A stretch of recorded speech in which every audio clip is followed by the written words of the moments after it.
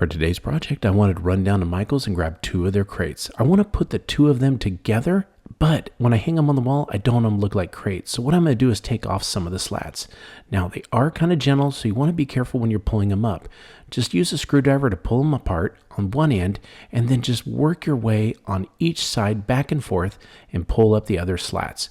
I'm going to do this on one of each side, and I'm going to do it on the back and take away half of the back slats. That way it gives it more of an open look. Now I need to join the 2 together, so the best thing to do is wood glue. I'm going to go ahead and spread it out along the 2 slats on each side that are still there, and then use my finger to rub it out.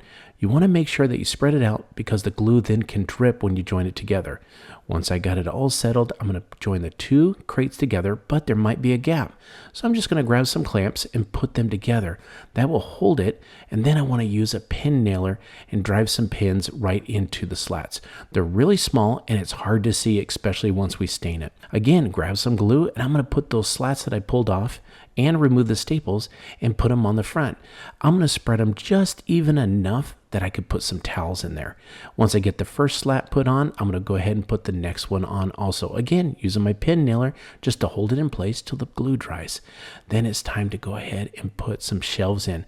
First thing I'm going to do though is go ahead and put a runner down the side with more of the wood that I put apart and pin nail that into place. Once I get that done, then I can put one on the back and then start building my shelf. It's again back to the saw, and I'm going to cut them to equal length. I have enough to put 4 of these on, so I'm going to space them as evenly as I can using the pin nailer to put them back in place again. Once I get all these shelves on, it's going to really start looking good, and it gives it kind of a better look than just putting 2 crates together. Once I get that shelf together, then I got to put a hook on the back, 2 of them, to hang it from. A picture hook will do just great and to get it nailed in. Once that's done, I'm going to grab my favorite wood stain, which is walnut, and I'm going to go ahead and just start spreading it out. Now, I don't use a brush, I do use a towel because I feel I can get some better penetration with it. Once I get it all smoothed out, and I got to make sure also that I don't put too much on. If I do, I can always wipe off the excess. But using a towel, it's really good because look at that grain. It's just really starting to pop. Now, once I get the stain on and I let it dry, it's time to put it on the wall and decorate it. And it just fit perfectly right where I need it in the guest bathroom. I think it turned out amazing, and it's nice to have a shelf and place to put the towels. I absolutely love this project. It was simple to do and inexpensive. I hope this inspired you to use your own Michael crates to make your own wall decor. Let's head on down to Michael's and we're going to grab us a wood crate. We're also going to need some pallet wood, so let's get that out. First thing we're going to do is grab a scrap piece of plywood. We're going to cut this the same width and same length as 4 of the wood crates. Once we got it cut, we're going to go to the scrap pile and grab some scrap wood. We're going to make the legs, make sure they're all even at 6 inches.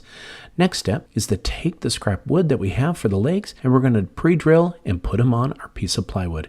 Next, we're going to use a lot of wood glue here. We're going to put it out all over the area that we need on the piece of plywood, and we're going to put that crate down.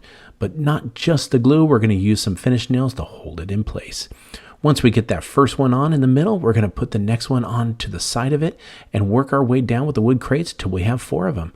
Once we do that, we're going to get some primer and we're going to put it all over the wood on the wood crates.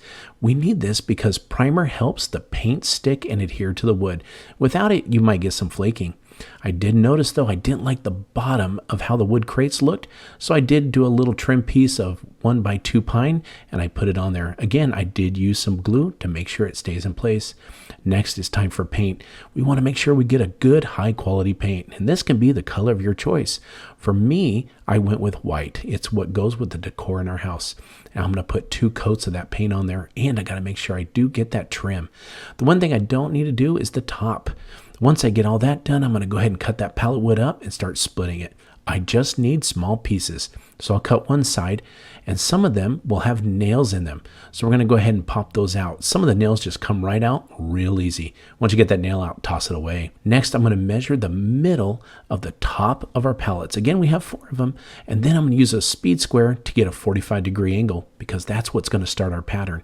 Take your first piece of pallet wood, and you're going to lay that down, and I'm going to use some glue spread around, but it's not going to be just glue again. We're going to use some brad nails. Put those in there, and that's going to hold it in in place till the glue dries. Next, we're going to go with that second piece. Again, do you see the pattern starting to merge here? We're going to put that down, use a few brad nails to hold it in place, and then we're going to put the next one. See, this one's bigger. You can alternate as you go down.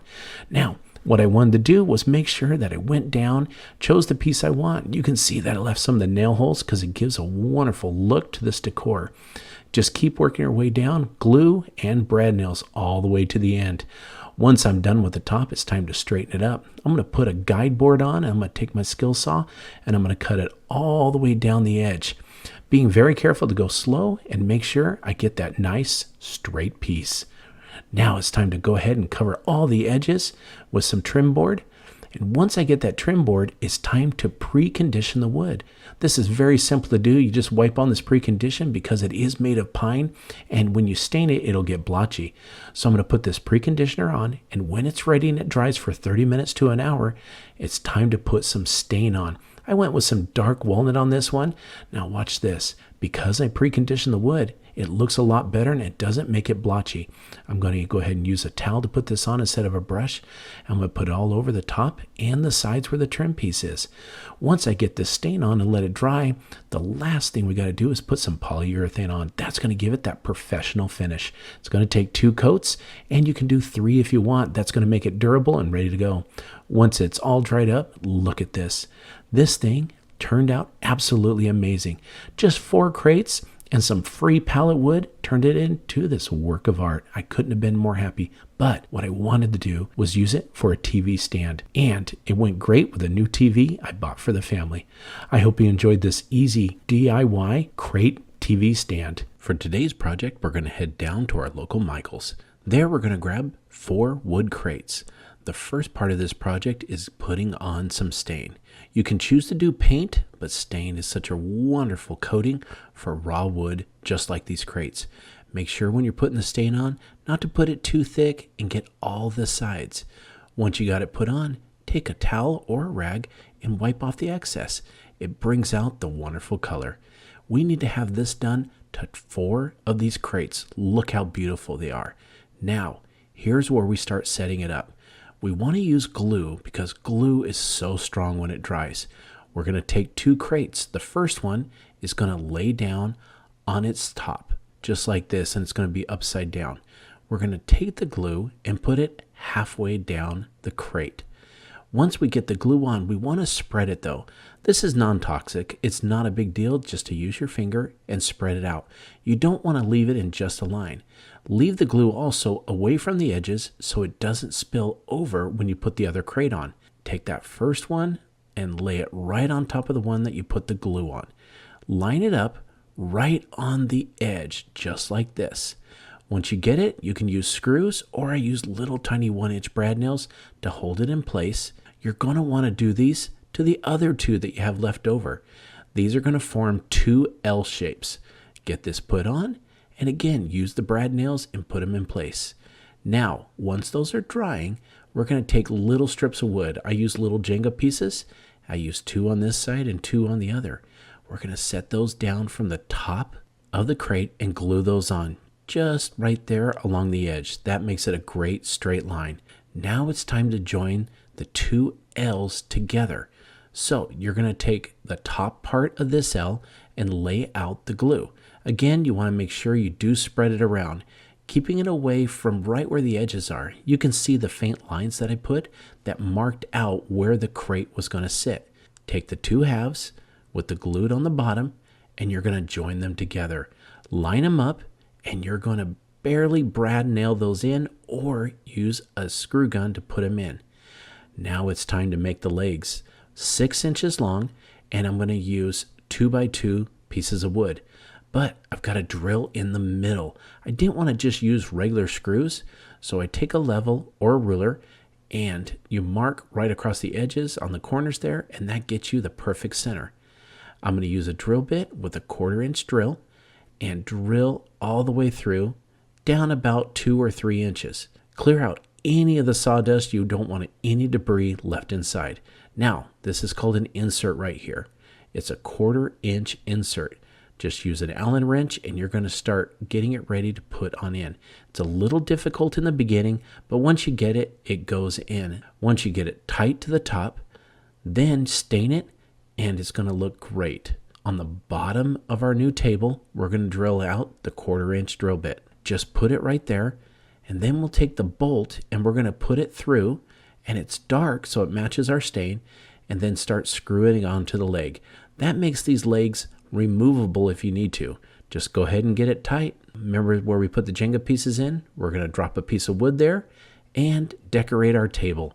And it just turned out amazing.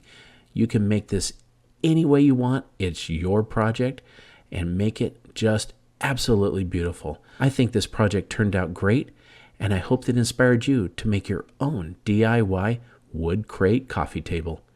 Thanks for joining us with Home Talk, and we'll see you next time.